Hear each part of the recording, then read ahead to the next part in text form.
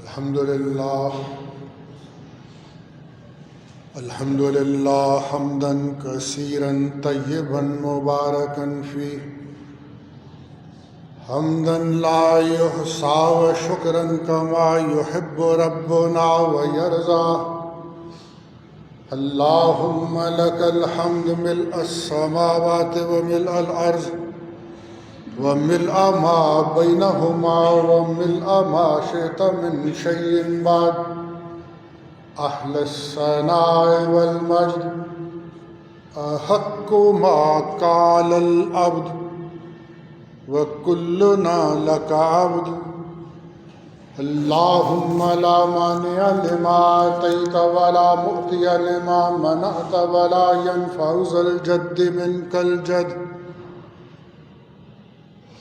اللهم صل وسلم على سيدنا ومولانا محمد النبي الأمي أفضل صلواتك وأزكى بركاتك كلما ذكره الذاكرون وغفل عن ذكره الغافلون عدد خلقك ورضا نفسك وزنة عرشك ومداد كلماتك صلاة دائمة بدوامك صلاة كما تحب وترضى له.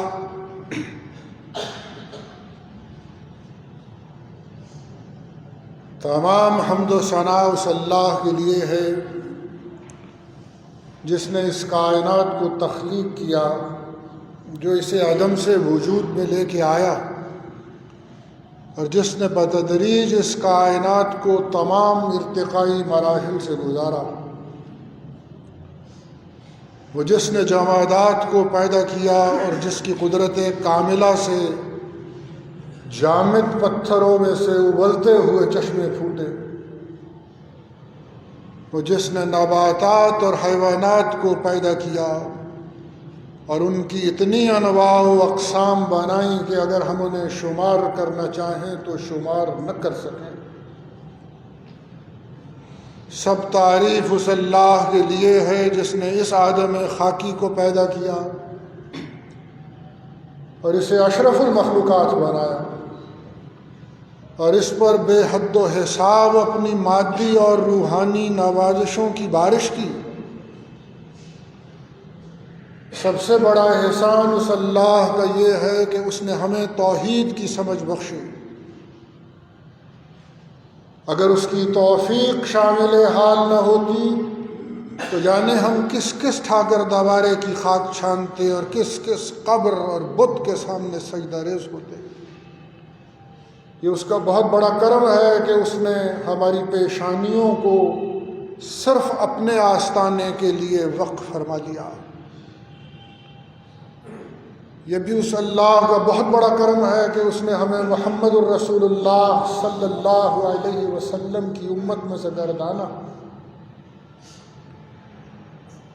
آپ جو سرور دنیا و دین ہیں، سید الاولین و سید الآخرین ہیں، حبیب رب العالمین ہیں.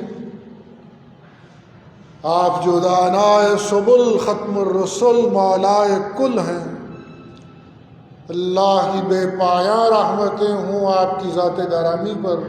اور آپ کے جسد اطہر پر اور آپ کے روضہ انور پر، اور اللہ کی بے پایاں رحمتیں ہوں آپ کے صحابہ کرام پر اور تابعین پر اور تبع تابعین پر، اور اللہ کی بے پایاں رحمتیں ہوں ائمہ کرام اور فقہائے امت اور اولیاء امت اور صلحاء امت پر، کہ جنہوں نے اپنا سب کچھ، اپنا وقت، اپنی توانائی، اپنا مال، اپنا جسم، اپنی جان اللہ کے دین میں کھپا دیے. جزاہم اللہ عنا وعن جمیع المسلمین خیر الجزا. میں گزشتہ جمعہ درود شریف کے الفاظ اور ان کے مطالب میں کچھ بات آپ کی خدمت میں پیش کر رہا تھا کہ یہ جو اللہم صلی علی محمد اپنی مخصوص رحمتیں محمد صلی اللہ علیہ وسلم پہ نازل فرمائیے، یہ جو دعا کرتے ہیں ہم اللہ تعالیٰ سے، اور یہ جو اللہ تعالیٰ نے حکم دیا ہے کہ تم بھی خوب صلاۃ و سلام ان پہ بھیجو، صلو علیہ وسلم تسلیما، تو یہ صلاۃ اور سلام اور یہ برکت اور یہ رحمت، یہ کیا معاملہ ہے اور ان میں حد فاصل کیسے کھینچی جا سکتی ہے؟ تو میں یہ گزارش کر رہا تھا کہ یہ سب اللہ تعالیٰ کی رحمت کی اقسام ہیں۔ جس طرح اس مادی دنیا میں اللہ تعالیٰ کی مختلف مادی غذائیں ہیں اور ان کی بہت سی قسمیں ہیں، اسی طرح یہ اللہ تعالیٰ کی رحمت، یہ اللہ تعالیٰ کی روحانی غذا ہے۔ تو اللہ تعالیٰ نے اپنی یہ روحانی غذا جب بنائی ہے ان لوگوں کے لیے جو اللہ کے عاشق ہیں اور جو اپنی زندگیاں اللہ تعالیٰ کی چاکری میں گزار دیتے ہیں، تو اللہ تعالیٰ نے ان گنت قسمیں اس غذا کی پیدا فرمائی۔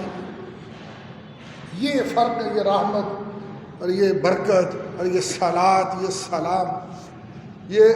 ان روحانی غذاؤں کی قسمیں ہیں۔ تو صلو علیہ وسلم تسلیما، صلاۃ کے ساتھ سلام بھی بھیجو۔ صلاۃ کی تجلی کے ساتھ سلام کی تجلی ناگزیر ہے کہ صلاۃ کی تجلی کے ساتھ اگر اللہ تعالیٰ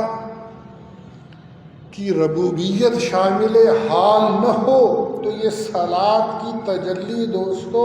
ضرر رساں بھی ہو سکتی ہے۔ جیسا کہ ہم قرآن مجید میں دیکھتے ہیں حضرت ابراہیم کے معاملے میں،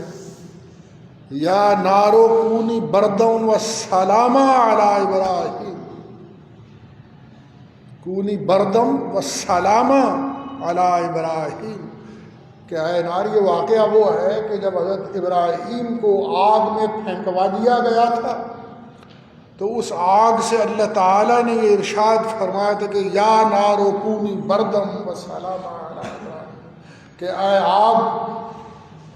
حضرت ابراہیم کے لیے تو ٹھنڈی ہو جا،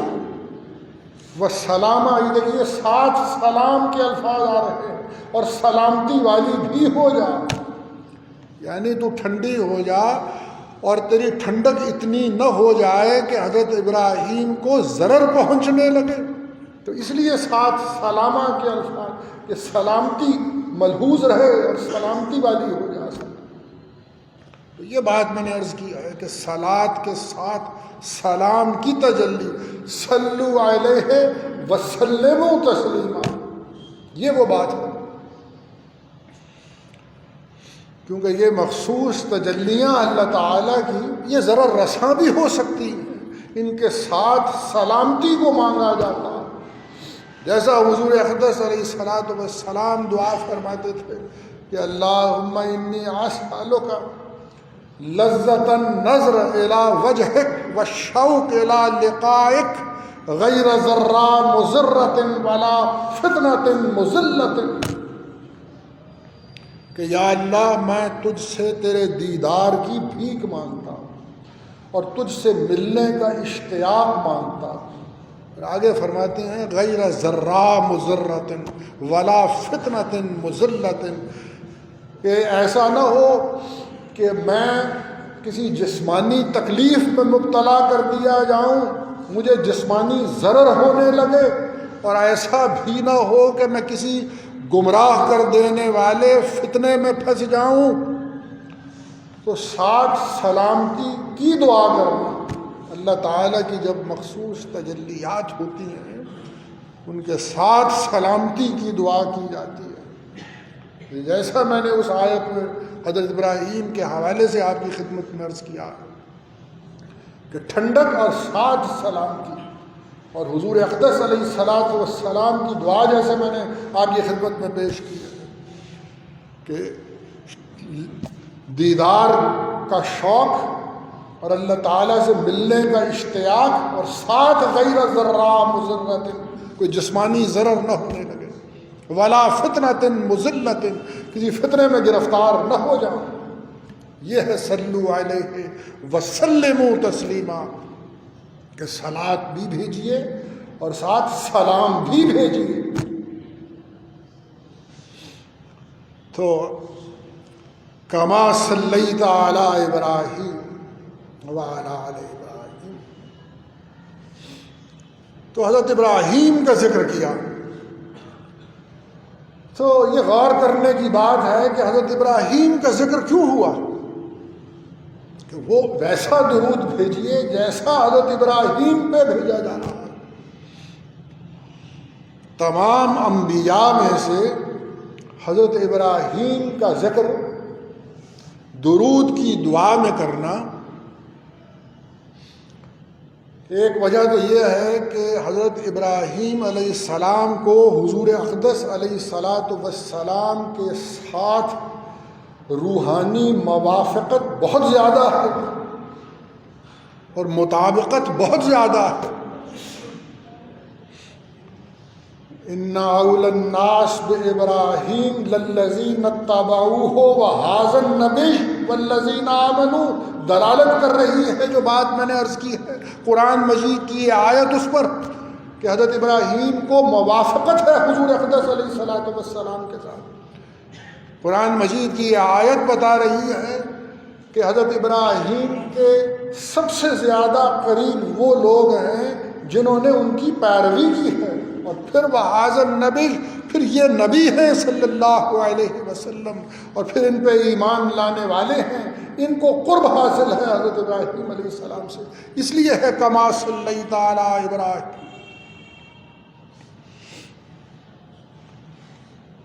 تمام پیغمبروں میں سے حضرت ابراہیم کا ذکر ہوا ہے کہ کما صلیت علی ابراہیم، جیسے آپ کی رحمتیں برس رہی ہیں حضرت ابراہیم پر. کسی اور پیغمبر کا نام نہیں لیا. علامہ قسطلانی جو شارح ہیں بخاری شریف کے، وہ اپنی شرح میں یہ بات لکھتے ہیں کہ یہ نہیں کہا کہ کما صلیت علی موسیٰ، کہ جیسی رحمتیں حضرت موسیٰ پہ نازل ہو رہی ہیں وہ رحمتیں حضور اقدس علیہ الصلاۃ والسلام پہ نازل فرما یا اللہ. کیونکہ جو تجلی حضرت موسیٰ علیہ السلام پر نازل ہوئی تھی وہ جلالی تجلی تھی. خر موسیٰ صاعقہ، قرآن مجید میں لکھا ہوا ہے کہ حضرت موسیٰ بے ہوش ہو کے گر پڑے تھے، وہ ایک جلالی تجلی تھی. اور حضرت ابراہیم علیہ السلام پہ جو تجلی نازل ہوتی ہے وہ جمالی تجلی ہے، کیونکہ حضرت ابراہیم خلیل اللہ ہے اور حضور اقدس علیہ الصلاۃ والسلام حبیب اللہ ہے. تو وہ تجلی کے خلت اور محبوبیت جس کا تقاضا کرتی ہے، اللہ تعالیٰ سے اس تجلی کی دعا کی جاتی ہے. کہ خلت اور محبوبیت کا تقاضا یہ ہے کہ وہ تجلی مانگی جائے کہ کما صلیت علی ابراہیم. اب کیا مرتبے کے اعتبار سے یہ دونوں تجلیاں برابر ہیں؟ ایسا نہیں ہے. حضور اقدس علیہ الصلاۃ والسلام تو دوستو سید و ولد آدم ہیں، اور حضور اقدس علیہ الصلاۃ والسلام تو ختم المرسلین ہیں. تو یہ تجلیاں جو وارد ہو رہی ہیں، جو تجلی حضور اقدس علیہ الصلاۃ والسلام پہ نازل ہوتی ہے وہ آپ کے شایان شان ہے، اور جو تجلی حضرت ابراہیم علیہ السلام پہ وارد ہوتی ہے وہ ان کے مقام کے مطابق ہے. کما صلیت علی ابراہیم. تو آپ ملاحظہ فرما رہے ہیں کہ حضرت ابراہیم کا ذکر کیوں کیا؟ کما صلیت علی ابراہیم. ایک سوال یہ بھی پوچھا جاتا ہے کہ جس چیز سے تشبیہ دی جاتی ہے، کیونکہ یہاں تشبیہ دی جا رہی ہے کہ وہ تجلی، وہ صلات جو حضرت ابراہیم علیہ السلام پہ نازل ہوتی ہے، تو جس سے تشبیہ دی جاتی ہے وہ چیز اکمل ترین ہوتی ہے، مرتبے کے اعتبار سے اونچی ہوتی ہے، اکمل ہوتی ہے. یعنی اصطلاح میں سے یہ کہتے ہیں کہ مشبہ بہی اکمل ہوتا ہے مشبہ سے، جس کو تشبیہ دی جا رہی ہو. لیکن بات یہ ہے دوستو کہ یہ مقدمہ سرے سے غلط ہے. یہ جو تصور ہے کہ جس کے ساتھ تشبیہ دی جا رہی ہے وہ ہر حال میں اکمل ہی ہوگا، کیونکہ قرآن مجید کی ایک آیت ہے احسن کما احسن اللہ الیک، کہ تم احسان کرو جیسا احسان اللہ تعالیٰ نے تم پہ کیا ہے. اب یہ تشبیہ دی جا رہی ہے اللہ تعالیٰ کے احسان کے ساتھ کہ تم بھی ویسا احسان کرو. اب ہر آدمی سمجھ سکتا ہے کہ اللہ تعالیٰ جیسے احسان فرما رہے ہیں کسی کے لیے ممکن نہیں کہ ویسا احسان کر سکے. یعنی میں جو بات عرض کر رہا ہوں، جس کے ساتھ تشبیہ دی جائے ضروری نہیں ہے کہ وہ ہمیشہ اکمل ہو. تو ایک اور آیت میرے ذہن میں آ گئی، کتب علیکم الصیام کما کتب علی الذین من قبلکم، کہ تم پہ روزے ایسے ہی فرض کیے گئے ہیں جیسے تم سے پہلی قوموں پر فرض کیے گئے تھے. تو دیکھیے یہاں پر بھی جس کے ساتھ تشبیہ دی جا رہی ہے، یہ معاملہ یہ ہے کہ پہلی آیت میں اصل احسان کی بات ہو رہی ہے، مقدار اور کیفیت کی بات نہیں ہو رہی ہے. یہاں پر بھی صیام روزے کی بات ہو رہی ہے، مقدار اور کیفیت کی بات نہیں ہو رہی ہے. کہ پہلی قوموں کے جو روزے ہیں ہم دیکھتے ہیں اور پڑھتے ہیں مذہب کے ذخیرے میں کہ ان کی مقدار فرق تھی اور ان کے اوقات فرق تھے. اس لیے بات یہ ہے کہ اصل روزے کی بات ہو رہی ہے. کما صلیت علی ابراہیم، یہاں اصل صلات کی بات ہو رہی ہے، اور مرتبے کے اعتبار سے یہ رحمتیں برابر ہوں یہ بات نہیں ہو رہی. تو کما صلیت علی ابراہیم وعلی آل ابراہیم، حضرت ابراہیم کا ذکر کیا اور کسی دوسرے پیغمبر کا یہاں ذکر نہیں کیا. درود کے جب الفاظ سکھائے کہ وہ صلات جو حضرت ابراہیم پہ نازل ہوئی، تو میں عرض کر رہا ہوں کہ کیا وجہیں ہو سکتی ہیں اس بات کی. اس کی ایک وجہ حضرت ابراہیم کی وہ دعا بھی ہو سکتی ہے جو قرآن مجید میں لکھی ہوئی ہے، کہ قرآن مجید میں آتا ہے کہ جب حضرت ابراہیم بیت اللہ کی دیواریں اٹھا رہے تھے اور ان کے ساتھ حضرت اسماعیل تھے، تو حضرت ابراہیم نے دعا کی ربنا وابعث منہم رسولا، یا اللہ ان لوگوں میں ایک رسول بھیج جو انہی میں سے ہو، یتلو علیہم آیاتک ویعلمہم الکتاب والحکمہ ویزکیہم انک انت العزیز الحکیم. یہ حضرت ابراہیم کی دعا کہ ایک رسول ان میں بھیج اس امت میں جو انہی میں سے ہو، اور وہ رسول کام یہ کرتا ہو کہ وہ تیری آیتیں انہیں پڑھ پڑھ کے سنائے اور کتاب و حکمت کی انہیں تعلیم دے اور ان کا روحانی تزکیہ کرے. اے اللہ تو غالب اور دانا ہے. وَبَعَثْهُمْ فِيهِمْ رَسُولًا مِّنْهُمْ يَتْلُو عَلَيْهِمْ آيَاتِكَ وَيُعَلِّمُهُمُ الْكِتَابَ وَالْحِكْمَةَ وَيُزَكِّيهِمْ. تو یہ دعا جو حضرت ابراہیم علیہ السلام نے اس امت پہ شفقت فرمائی تھی، تو یہ درود میں حضرت ابراہیم کا ذکر اظہار تشکر کے لیے رکھ دیا ہے، جو شفقت انہوں نے اس امت پہ فرمائی تھی اور جو معدت اس امت کے لیے انہوں نے ظاہر کی تھی۔ تو اس دعا کی بات جو قرآن مجید میں لکھی ہوئی ہے، ایک وجہ یہ بھی ہو سکتی ہے کہ حضرت ابراہیم کا ذکر درود میں اس لیے آتا ہو کما صلیت علی ابراہیم، کہ وہ صلات اور وہ رحمتیں جو حضرت ابراہیم پہ نازل ہو رہی ہیں، وعلی آل ابراہیم، اور آل ابراہیم پہ نازل ہو رہی ہیں۔ آل ابراہیم، یہ بات ہم سب جانتے ہیں کہ نبوت کا مسلسل خانوادہ ابراہیمی میں چلنا حضرت ابراہیم پہ ایک بہت بڑا اللہ تعالیٰ کا انعام ہے کہ اس خانوادے میں حضرت ابراہیم کے بعد حضرت اسحاق پیغمبر ہوئے،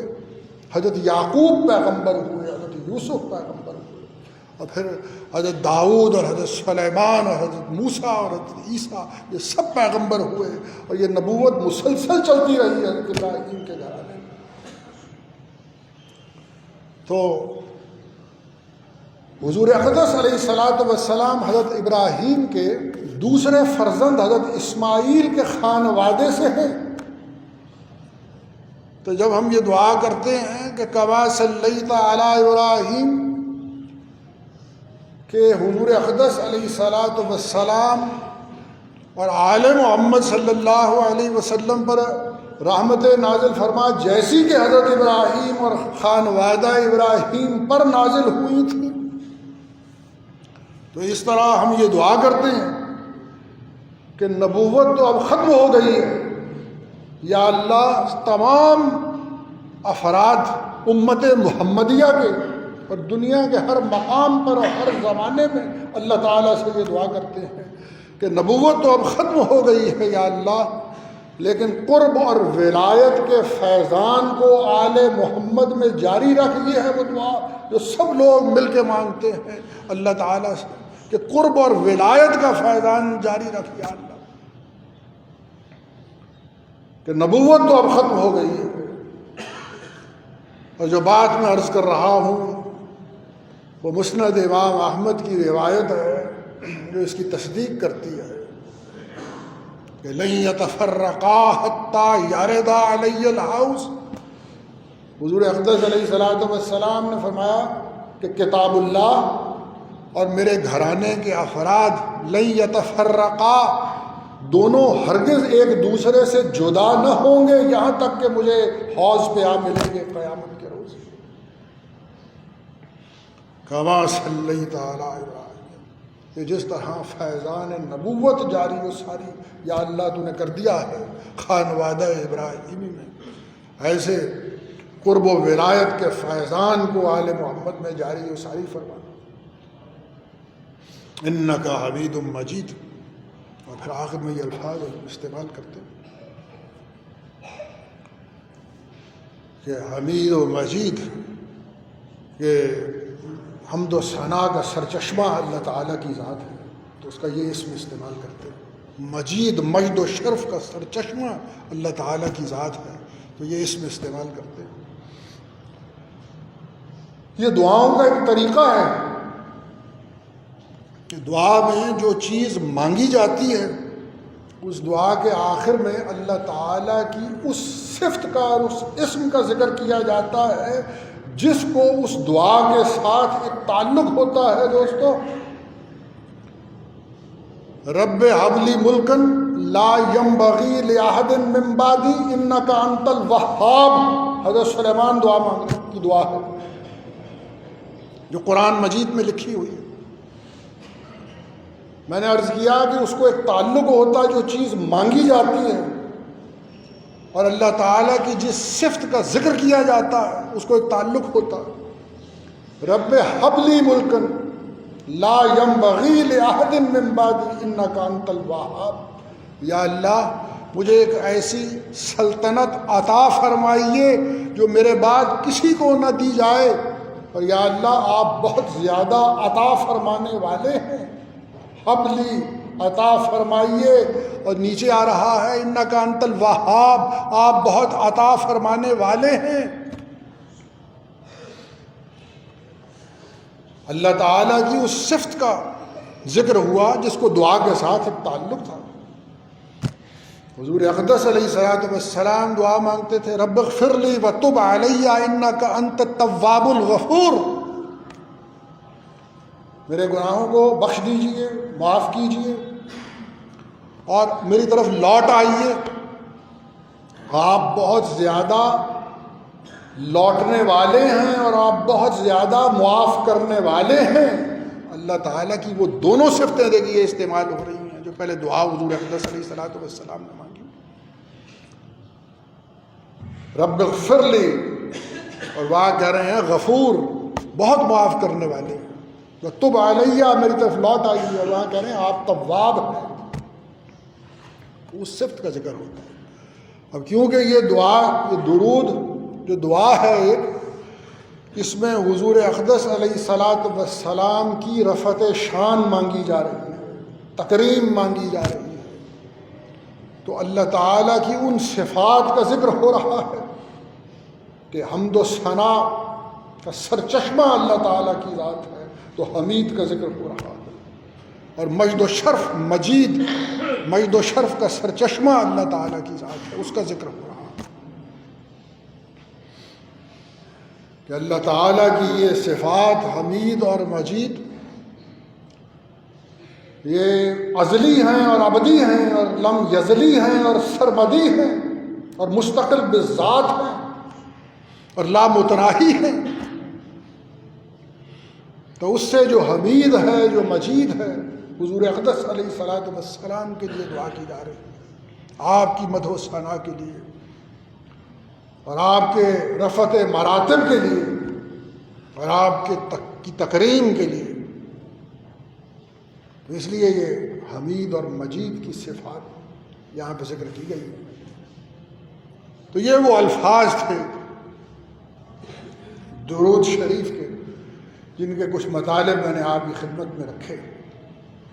کچھ وقت باقی ہے، کچھ بات حالات حاضرہ پہ عرض کر دیتا ہوں۔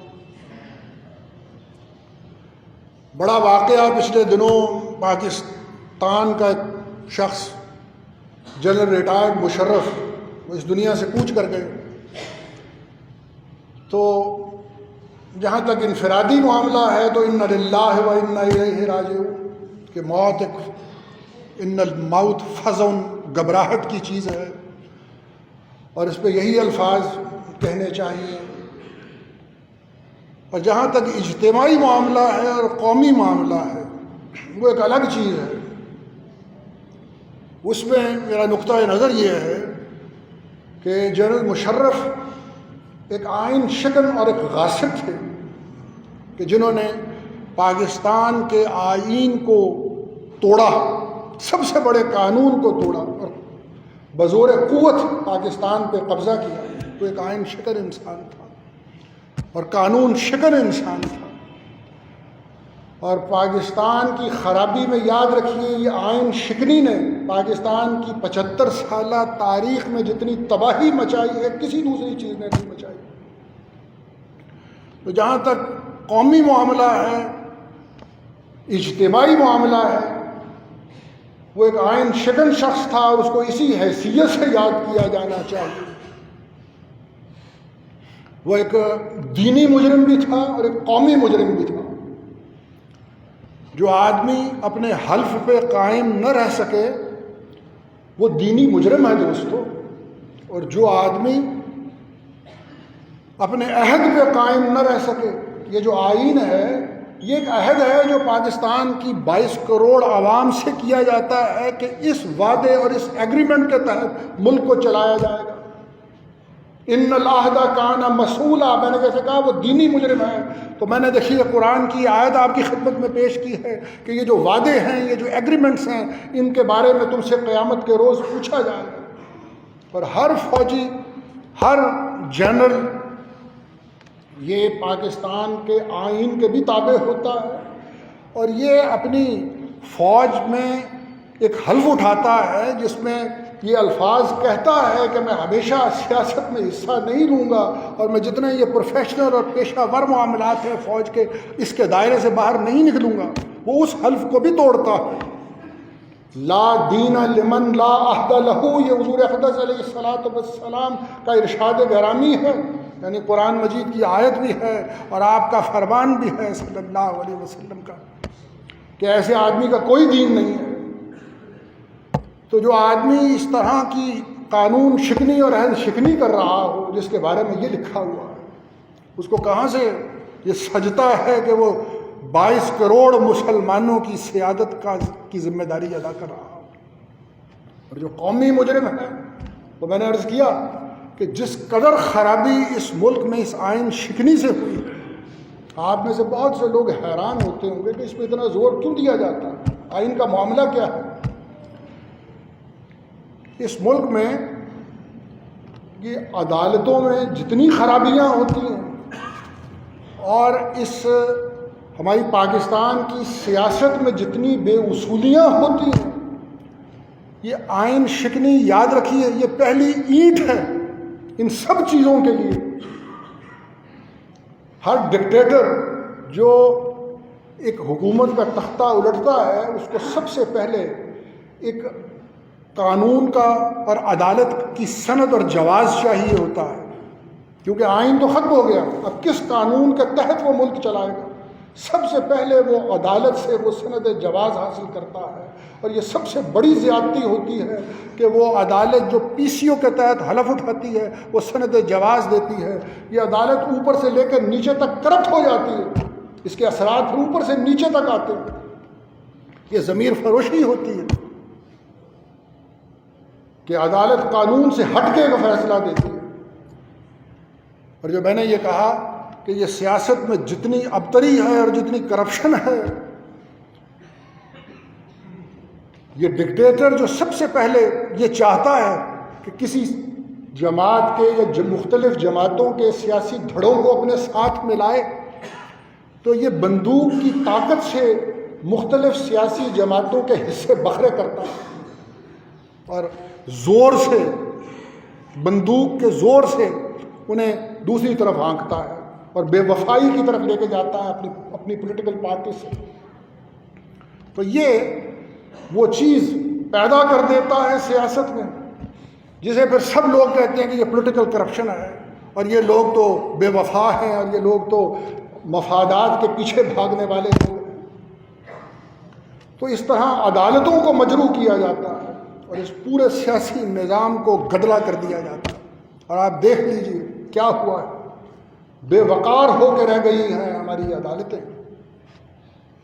پورا ہمارا سیاسی نظام اور فوج کی اپنی شہرت داغدار ہو کے رہ گئی، عدالتیں بے وقار ہو گئیں، فوج کی شہرت داغدار ہو گئی، اور سارا سیاسی نظام جو ہم دیکھتے ہیں یہ دھول اڑ رہی ہے اور بات کچھ سمجھ میں نہیں آتی۔ تو یہ ڈکٹیٹرشپ، آئین شکنی کہ یہ لازمی نتائج ہیں جو برآمد ہوتے ہیں، جس کا ہم سامنا مسلسل کر رہے ہیں۔ تو پرویز مشرف اجتماعی طور پہ جب بھی بات ہوگی اور مورخ جب بھی لکھے گا، وہ یہی لکھے گا کہ وہ ایک آئین شکن آدمی تھا اور اس نے پاکستان کو خراب کیا ہے اور پاکستان کے سیاسی ماحول کو اور پاکستان کی عدالتوں کو برباد کیا ہے۔ میرے نزدیک اس طرح کے کسی ڈکٹیٹر کا اس کے سوا کوئی دوسرا حوالہ نہیں ہو سکتا۔